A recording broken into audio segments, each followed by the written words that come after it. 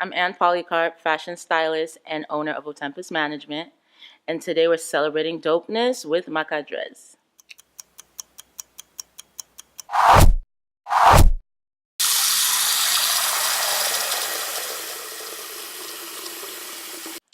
Hi everybody, this is Andrea of MAKADREZ.com. We are sitting here today with entrepreneur Ann Polycarpe, owner of Otempus Modeling Agency. How are you today? I'm doing very well, thank you. We were just on set of one of her photo shoots. Today she's shooting her male models for...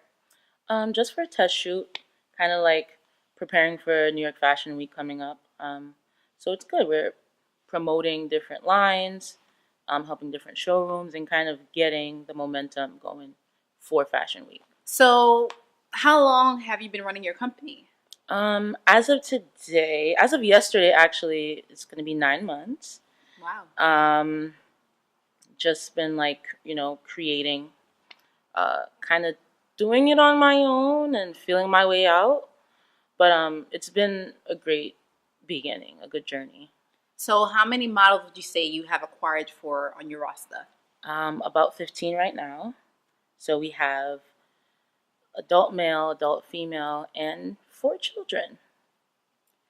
Recently, I saw that your agency basically did a commercial with, I believe it was Finish Line or Foot Locker? Foot Locker. Foot Locker. Yes.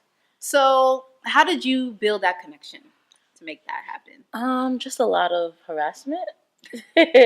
Lots That of does work. harassment. It does work. I started this company with no, any type of PR connections. Usually modeling management groups or agencies kind of have all types of clients, and I started with none. It was just me kind of pushing my way in. I don't believe, well, I know there are glass ceilings, obviously, but I kind of don't want that ideology to stop me from getting to where I gotta go, especially as a woman and especially as a Black woman. So it was just a lot of communicating and proving myself to corporate white America. So what industry do you focus on in your modeling agency? If it's just solely fashion, do you do, or are there other industries that you do have your models model for? So I kind of have them develop as fashion models first and foremost.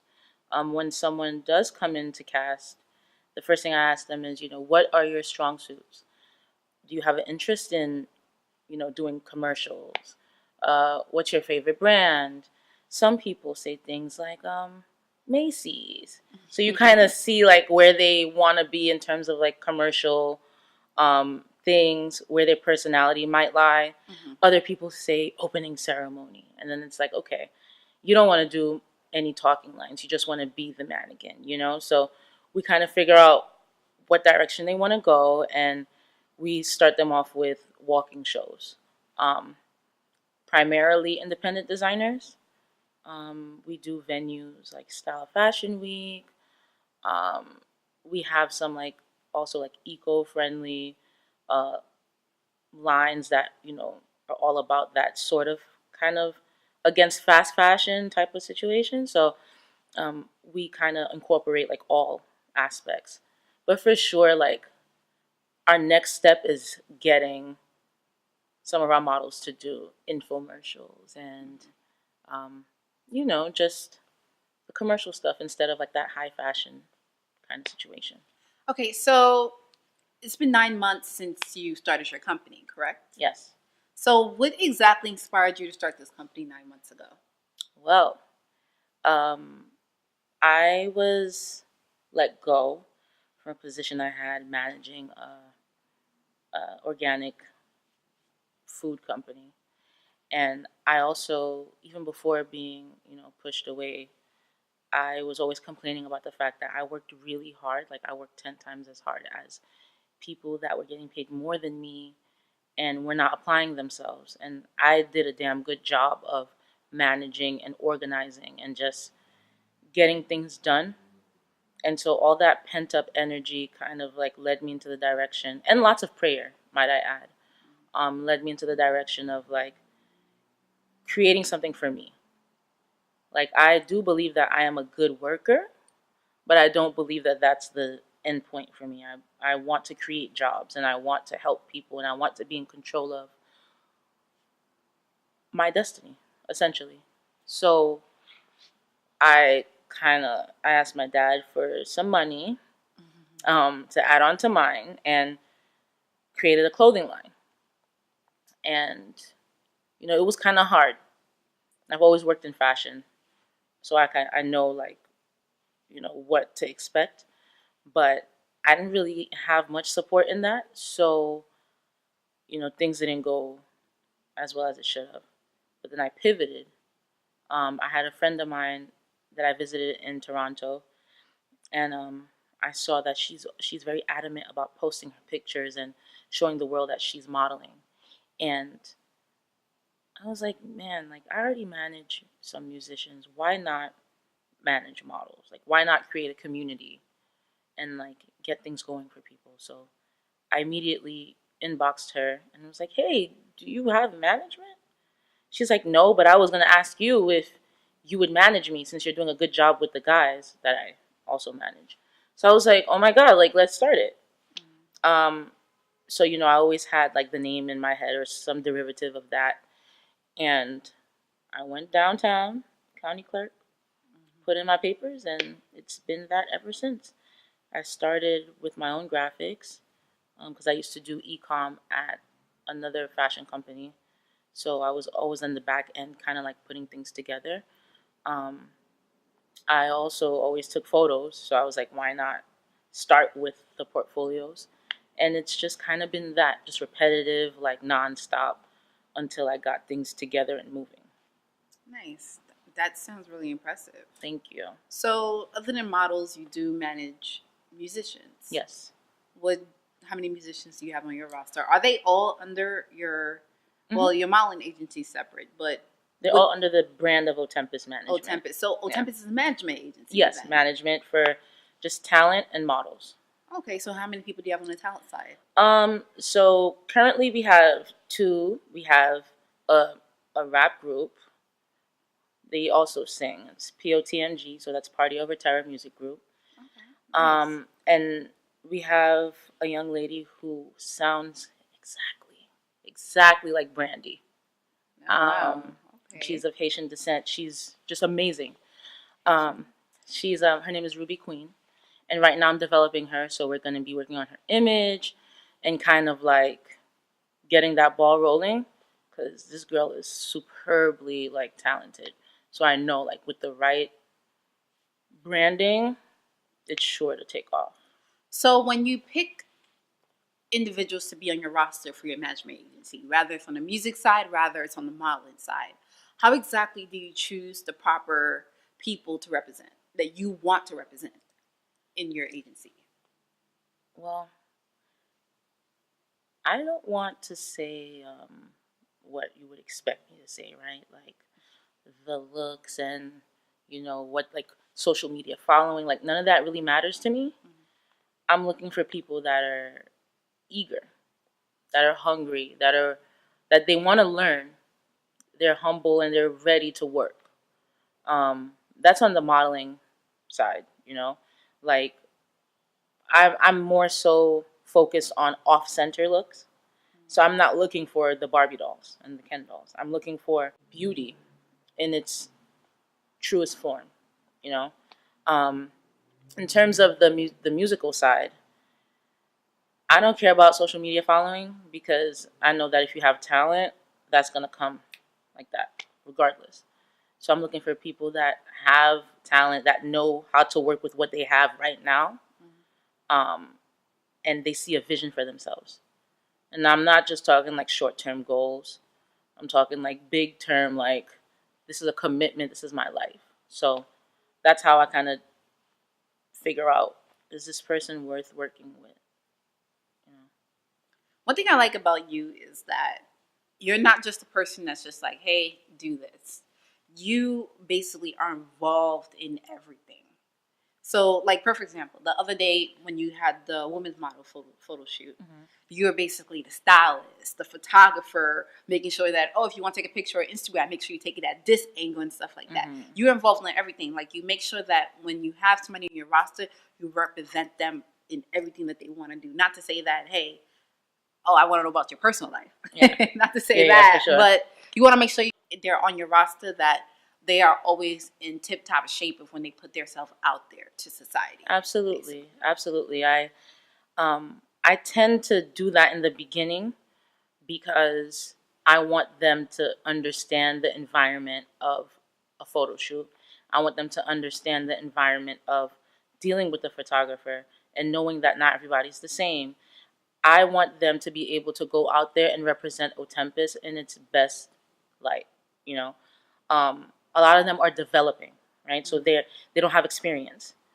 I tend to reach out to different photographers, or photographers reach out to the company, and they're like, we're looking for models to test shoot with or to work with this and that. And I'm like, sure, what day? And I make sure, like, before they even go out and do that, they have at least 2 sessions with me to understand what it feels like and to not go into another situation, blind. That's very, very, very important. And in today's climate of, like, sexual abuse and harassment and all of that, it's very important that the young women specifically, like, know the standards on how to approach different things and to gauge energy and to understand where they should be and where they shouldn't be. And so just doing that with me and kind of like pinpointing certain things and teaching them different techniques, it's important. I don't necessarily like to be the person that's doing everything. Um, but when it comes to my people, like, I don't want them to, like, go out there and, try to figure out what they have to do. If they know that Anne does certain things, they could just call on me to kind of get that situated. So, yeah, I'm very hands-on. And I do kind of get on the personal side with them as well. I think that's important. And it's beneficial because I'm like, this company is not a big company. And I do have people that work with me, but I'm generally like the go-to person. So, like, if there's anything going on at home, I need to know. And I need to know because if there's anything I have to do for you, let me do it. I don't want to create an environment where it's so stoic and, like, professional that, like, if something's going on financially, whatever, that you're scared to talk about it, because, like, I work hard every day to make sure that I have things set aside for emergencies. I don't want my people to ever feel like, hey, I can't come to this person, and it'll kind of like set the bar for, like, if they don't have money, for example, to go to a casting, I'm able to pay for that, So that's another thing that I like. If you see me all over people sometimes, it's because, like, I'm trying to make sure that they're good, good experiences. So what has been some of the challenges that you have faced so far ever since you started Otempus Management Agency? Yeah. Otempus Management Agency. Otempus Management. Otempus Management, not agency. But, we're growing. We need to be. That's what it is soon. The goal is agency. The goal is agency. So challenges. I would say the biggest challenge is finances, like finding, venture capitalists to put into this. The goal of this company is to represent models and talent of color. Only 30% of models of color got to walk the runway, and we're talking about the major runway, for the last New York Fashion Week in September, and that's pathetic. New York City, and only 30% of people that were walking were of color. What does that say? There's a imbalance here, and so things like that really piss me off. So that was, like, another thing that inspired me to create and have this space for what I'm doing. And so, yeah, finances for sure. Support. Now, you would think that with all of this being said about people of color and what we're trying to do out here, I don't have much support. from people of color, or do you Yeah, mean just like period across the board? across the board, I would say that, I get more support, to be quite honest, from white people, Interesting. yeah, than people of color. And I don't know if it's because there are other, smaller management groups that are coming up, or different things. But yeah, it's really hard to show people my vision. Mm-hmm. And most people of color, from my experience, want to see like extreme major results before they even pay it any mind, versus like the milestones that I'm making on a daily basis. It's funny that you did mention that. It's just like I was just on Instagram earlier, and a friend of mine had posted this post to Issa Rae. You've seen that interview that she did. I forgot which platform she did it with, and she made a comment saying that how people need to network next to them instead of always networking up. Because a lot of people, like you said, they want to see, oh, I want to see how your numbers are doing. I want to see how good you are. I want to see how many followers that you have. They want to see stuff like that, but they don't, but your work is good. You have amazing workout, but they just so focused on the numbers that it's kind of like, oh, you don't have enough followers.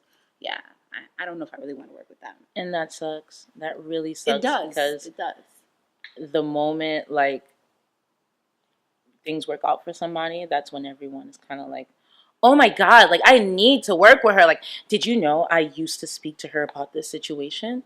And it's like at that point, it doesn't really matter. Yeah. It doesn't really matter. And I'm always about collaboration. Like if I have a resource, I'm going to have my people use this resource, same way I'm using it.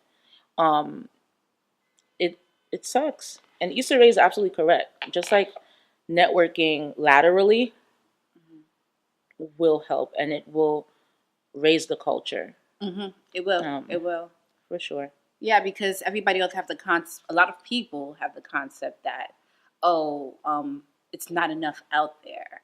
And the reality of it is there's so much out there that it can't be, but there's just a few people who are actually, you see in certain spaces that you feel like, oh my gosh, I can't do that because they're doing that already. Yeah.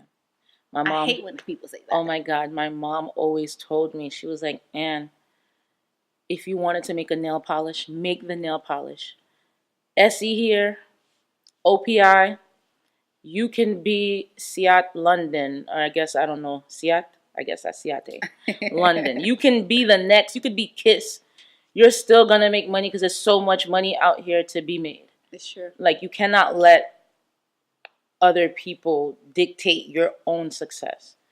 And there's room for everything and everybody. So that's why I love collaborating and I love meeting new people. And I don't, like, for example, when we're looking for photographers, I don't really have a problem working with someone who's an up-and-coming photographer, Sometimes you find the best art from them.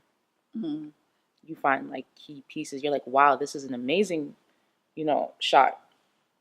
And that helps. Let me tell you, when people hear stuff like that and they get criticism on their work, it inspires them to, like, go to the next level and continue and, put more money into equipment and, lens and all of this. It helps. So, like, just even working with people that is so beneficial. So what were you doing before you started your management agency, not modeling? Yes. To get that out of my mouth. Management agency. So before that, I guess I'll go backwards, right? Like, I'll start from high school. I was kind of like, being a teenager, as well as like sneaking off to do fashion internships and doing a little burger joint job. And so went to college for political science and international relations, but working my babysitting job and then also doing fashion jobs. So I was always like in the middle. I had one foot in, one foot out, and just in fashion, like I went around like interning at different magazines. I went to e-com companies. I did public relations, social media marketing, to just name a few positions I've had. And then I kind of gave fashion up for a little bit and kind of focused on paying for college. So I was doing, the management job that I spoke of. And, it's like right after I deaded that out of my life, I kind of just realized that, listen, like I need to get back into fashion. Although there were times where my family was avidly against it.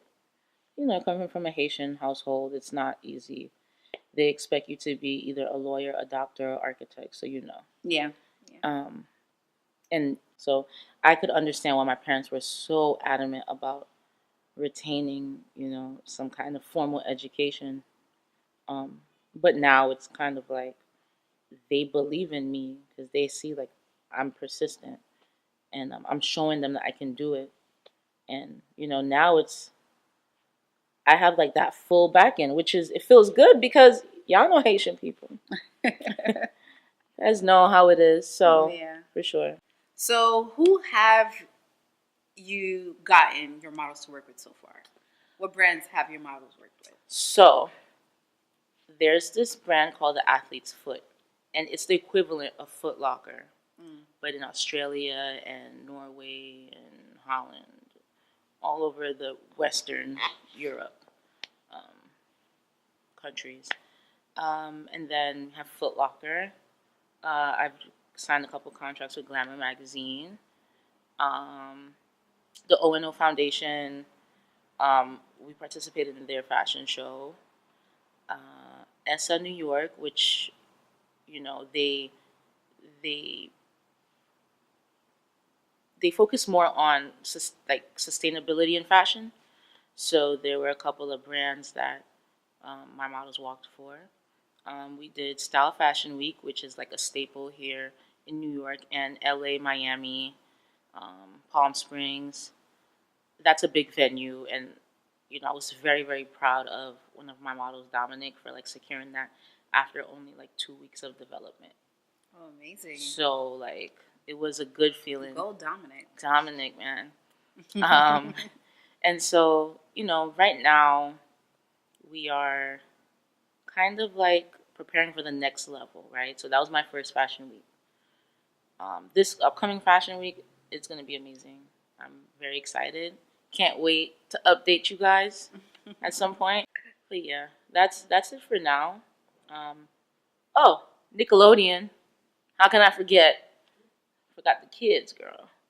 Well, you have an amazing resume so far. Thank you. Within less than a year, she has acquired 15 miles under her roster. You've heard the companies she has worked with. Being a stylist. Oh. She's also a stylist as well. Yes. Has it also helped you as far as when you have certain, because that's stylist, you kind of have to read their style language and so on like that, correct? Yes. Okay, just want to make sure I'm not a stylist. Make sure I'm correct.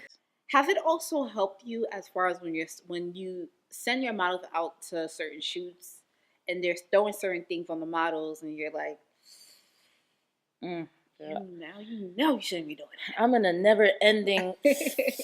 Okay, that's me. Like it's just all day for me, Yeah. As you can imagine, like I'm always like cringing, but like you just got to take that L sometimes. Like this is not about me. This is about showcasing the client's pieces. So unless they hired me to be like the behind the scenes stylist or whatever, I have nothing to say. If there's some coin involved, I really don't have nothing to say. I cannot argue with that. That is a perfect response. Yep. As a business owner, do not get the client upset. The client right today, y'all. So, for this year, what should we expect from you? For this year, you guys should expect 2018. 2018, new branding, new identity, more models, bigger team, lots of money, lots of contracts. Coin, baby. Coin. All about the The coin. bill, It's important to me. Like I want people to see that, Black people are going to be the face. Like we just need to be the face. Like, I agree. we are at the forefront of every part of our like pop culture. And even if we're not, something our style is, Something, some of us aspect. is.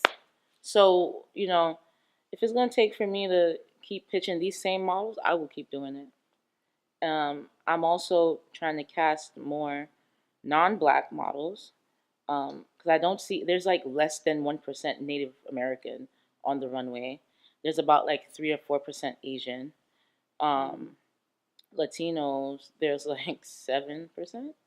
I think 7 to 12%. So you know that's also important as well. You know, just creating a space and a foundation to showcase other standards of beauty that are not white Eurocentric. You know, so you'll see more of that.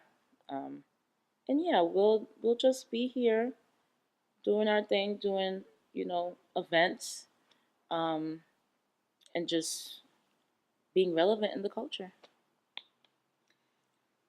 So, what would you tell somebody right now that you wish somebody told you 9 months ago when you were beginning? Oh my god. You are your biggest supporter. Don't forget it. That right there to me is like I've had moments where like I caught myself validating myself and the existence of the company off of the energy and the strength of someone else.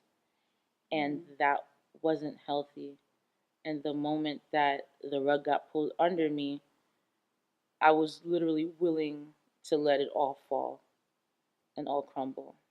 I've had moments where I let my focus go into something else and I wasn't applying the pressure that was needed for my company. And it completely affected, my work ethic. It affected my self esteem. And I can't allow that to happen again.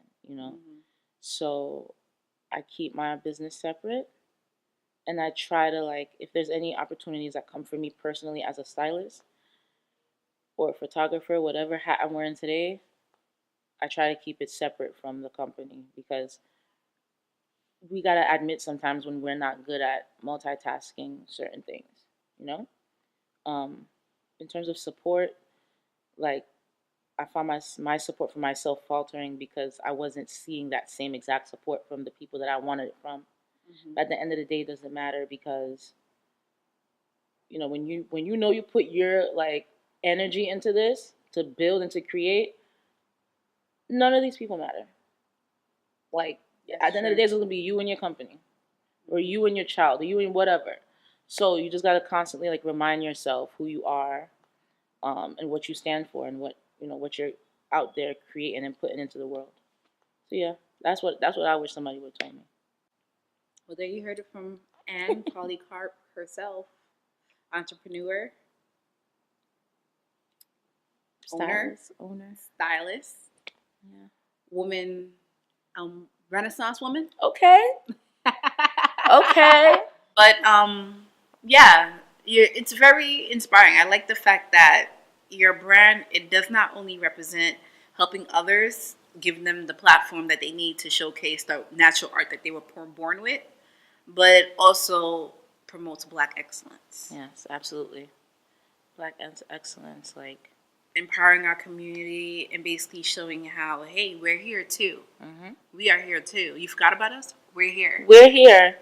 I think it's also important to say that don't ever feel ashamed at the effort that you're putting in to help further Black excellence. Don't ever feel bullied into doing something that you're not comfortable doing. And I'm trying to say this in a way, trying to say this to say that like even if it's with fashion, if you have something that you need to get out there to the world about social activism or social justice, do it in the way that you feel the most comfortable. Like I chose this route. I love fashion. I'm passionate about it. I'm also very passionate about law and advocacy and doing what's right. And so this is my contribution to the world. And so You gotta take what you know and what you love and apply it. Don't let anybody tell you this ain't the way to do it. And even with that being said, sometimes you may not know, but just applying the little bit that you do know, you figure it out. Yeah, We'll figure it out. for sure. So, this is Andrea from MAKADREZ.com. We just spoke with Anne Polycarpe, and we'll see you next time. It was a pleasure. Mission is to get them wet. I'ma kick it in the overdrive. You just can't go wrong when it's smooth. Yeah, I'ma come back and do this.